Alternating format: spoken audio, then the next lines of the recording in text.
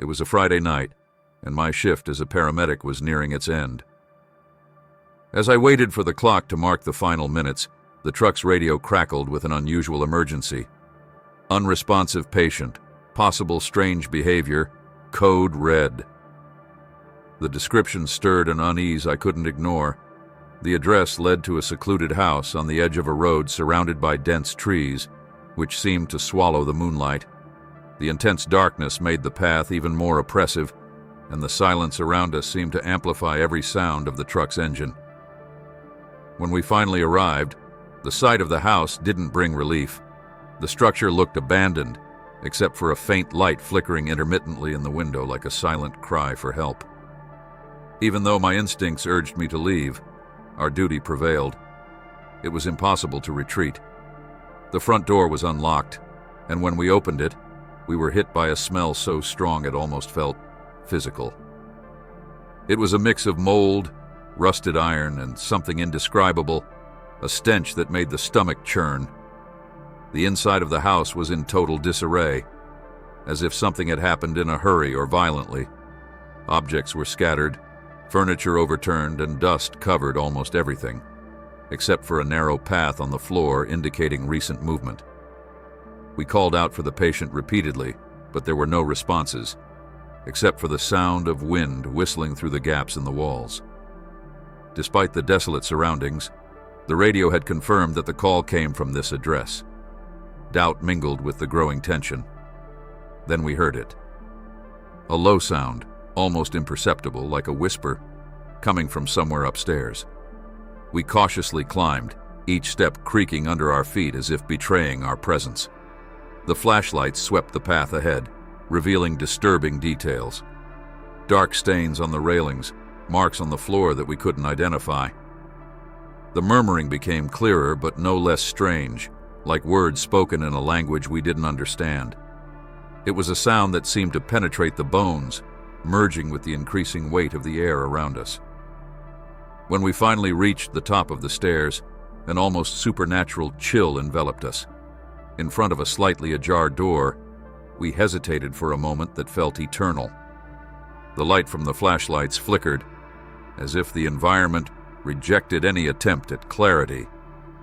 Summoning courage, we pushed the door open and crossed the threshold, unaware that this would be the moment that would divide our lives into before and after. In the room at the end of the hallway, we found what was supposed to be the patient. It was a man lying on the floor, motionless, with his eyes open and fixed on the ceiling.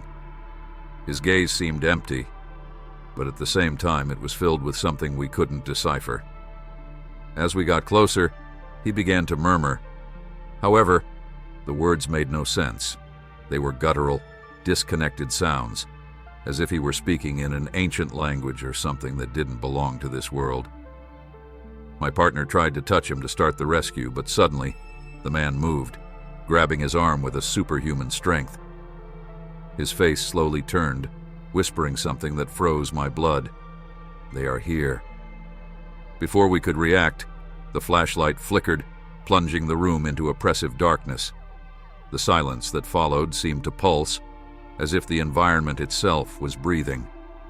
When the flashlight finally came back on, the man had disappeared. We looked around, perplexed and terrified, but there was no sign of him anywhere. The door, the windows, everything remained as it had been, and it was impossible that he had left without us noticing. It was as if he had simply evaporated into the air. The tension grew with each passing second, and then the ambulance radio began to crackle. The sound seemed distant at first, but soon a low, raspy voice emerged, repeating the same words the man had said. "They are here." The tone carried something threatening, almost as if warning us that there was no escape. We looked at each other, panic on our faces, and decided to leave the room as quickly as possible. We rushed down the stairs, but when we reached the living room, we found a new obstacle. The front door, which we had left open, was now locked. We tried to open it with all our strength, but it was as if something was holding it shut from the inside. The feeling of being trapped was suffocating. The radio continued to emit strange noises and voices that we couldn't fully understand, and it seemed as though the sound was coming from all corners of the house. The strange smell had intensified, filling the air and making it hard to even breathe. With each passing second, it became clearer that something beyond our understanding was happening there. The only certainty we had was that we needed to leave. But the house seemed determined not to let us go. Then we heard footsteps in the hallway, but they weren't ordinary steps. The sound was intense, as if several people were walking at the same time, in an offbeat rhythm that echoed throughout the house. The feeling of being surrounded became even more evident when the door behind us, which led to the kitchen, slammed unexpectedly, reverberating through the air and making us jump in fright. My partner began to scream, pointing at the window and saying he had seen something. But when I looked, all I saw was the reflection of the two of us, pale and terrified.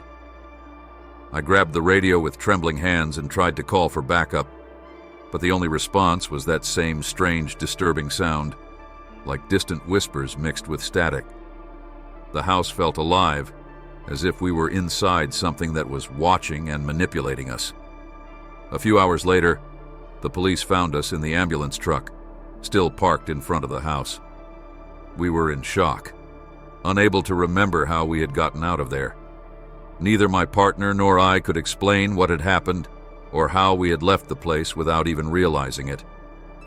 The strangest part was that despite the mental confusion, we felt as though something was still lurking around us, even outside. When the police entered the house to search it, they found the same chaotic scene, but there was no sign of the man, no other people, or even any concrete evidence of what we had reported. To them, it was as if we had imagined everything, but I knew we hadn't.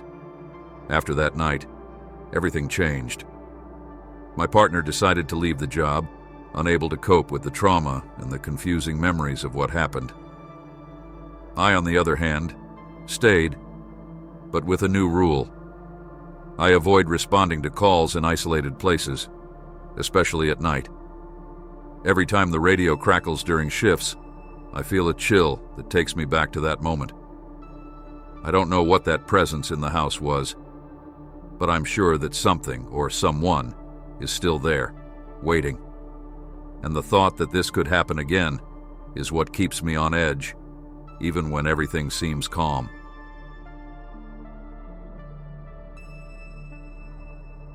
I've been a police officer for almost a decade, and during this time, I've witnessed situations that would make any ordinary person question their sanity. I've dealt with violence, tragedies, and moments of pure chaos. But nothing, absolutely nothing, prepared me for what happened that night. It was around 3 a.m. when the central radio transmitted an unusual call. Possible intruder in residence, atypical behavior, reinforcement needed. The message was vague, but there was something in the dispatcher's voice that caught my attention.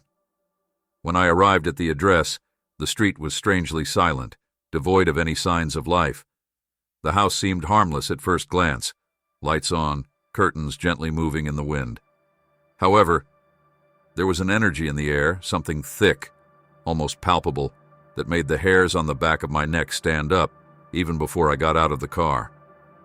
As I approached the door, I knocked a few times, and it was opened almost immediately by a woman with a terrified expression.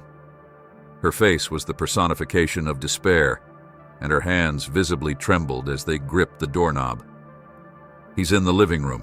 Please get him out of here," she whispered in a choked voice, clutching my arm with an unexpected strength, digging her fingers into my skin as if it were her only anchor. I tried to calm her down and asked who he was, but the answer only deepened my unease. She couldn't explain. She simply said that when she woke up, she found a man sitting on the couch, facing away from the door, completely motionless. She tried speaking to him several times, but he didn't respond. The most disturbing detail followed. She firmly stated that she lived alone and had locked all the doors and windows before going to sleep.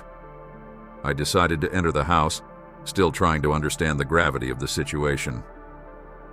The woman led me to the living room, and sure enough, there he was. A man sitting on the couch, motionless, with his back straight and his head slightly tilted to the side, as if he were listening to something we couldn't hear. The atmosphere was eerily quiet, except for the sound of the wind passing through the cracks in the window. I called out to him, but there was no reaction. He didn't move, didn't blink, didn't seem to breathe. His presence was unsettling, as if he didn't belong in that place, or in this world. As I got closer, something deep inside my mind screamed for me to leave immediately, but I ignored it. After all, this was my job. I just didn't know I was about to face something that would challenge every piece of logic I knew. I entered the house cautiously, keeping my hand firmly on the holster, ready for any unexpected reaction. The atmosphere seemed to carry an oppressive weight, and with each step I took, the air felt denser, colder, as if something were draining all the energy around me. When I reached the living room, I saw exactly what the woman had described. The man was sitting on the couch facing away, motionless like a statue. The dim light from the lamp illuminated part of the room, casting shadows that seemed to move on the walls. I called out to him, "Sir, identify yourself." My voice firm, breaking the heavy silence. No response. I repeated the command, this time with more authority, but he didn't move. He only slightly tilted his head, and that's when I noticed something unsettling. His body was trembling, but it didn't seem like it was from the cold. It was as if he were vibrating, off balance, in a way that didn't make sense. I decided to approach, even though everything inside me screamed to stop. With each step, it felt like something invisible was pushing me back, as if the very space around him rejected my presence. When I finally got close enough to see him face to face, I was hit by a cold so intense it seemed to come from within me. The man's face was partially covered by shadows, but what I could see was enough to make me hesitate. His eyes were completely black, with no pupils, no reflection, like an absolute void. His mouth moved slowly, emitting a low, incomprehensible whisper. But each word seemed to carry something wrong, something that shouldn't be heard. It was as if those words were meant for something not human, and certainly not for me. Before I could react, he turned his face abruptly toward me, revealing a smile that didn't seem natural. It was too wide, stretching in a way that seemed to defy human anatomy, as if pushing the very limits of his face. The horror of that moment hit me like a tidal wave, and I felt an almost uncontrollable urge to turn and run. My heart raced, and a cold sweat ran down my neck. Despite the fear that froze my muscles, I forced myself to stay. It was my duty, but in that instant, I already knew I was dealing with something that defied all logic and understanding. And worse, I had the feeling he knew exactly what I was feeling. That's when the situation, already unbearable, reached another level. The woman who had been behind me until then let out a piercing scream. "He wasn't like this before!" I looked at her and then back at the man, or whatever that was. What had once seemed like a man sitting rigidly now appeared to be something beyond comprehension. His body began to distort, as if being pulled by invisible forces. His arms seemed to stretch, his shoulders twisted, and his figure took on a grotesque shape. His eyes, already dark, sank into an even more impenetrable darkness, as if the entire void of the universe was contained in them. That's when he started to laugh. But it wasn't an ordinary laugh. It was low, muffled, as if it came from somewhere distant, and echoed directly into my mind. Adrenaline took over me, and I drew my weapon, pointing it directly at him. "Don't move!" I ordered, my voice trying to sound firm despite the fear running through my body. But the warning was useless. Before I could react, he simply disappeared. There was no sound, no movement, or any indication that he had moved. He simply was no longer there. The couch where he had been sitting remained untouched, as if he had never been there. The silence that followed was deafening, broken only by the woman's heavy breathing behind me. I stood frozen, trying to make sense of what had just happened, but there was no explanation. The house felt colder, darker, and something told me this wouldn't be the end of this story. I tried to report the incident to my department, but it was as if no one wanted to listen. The report was filed as unconfirmed disturbance, and any attempt to reopen the case was met with skeptical looks. The woman sold the house weeks later and disappeared from the city. As for me, I was never the same. Sometimes at night when I try to sleep, those black eyes invade my dreams. That twisted smile and muffled laugh follow me like a shadow. Some nights, in the silence of my home, I swear I hear that same laugh coming from somewhere distant, but always close enough to make me freeze. I don't know what I saw that night, but I'm sure it wasn't something of this world. And the most disturbing part is the constant feeling that this, whatever it was, isn't over.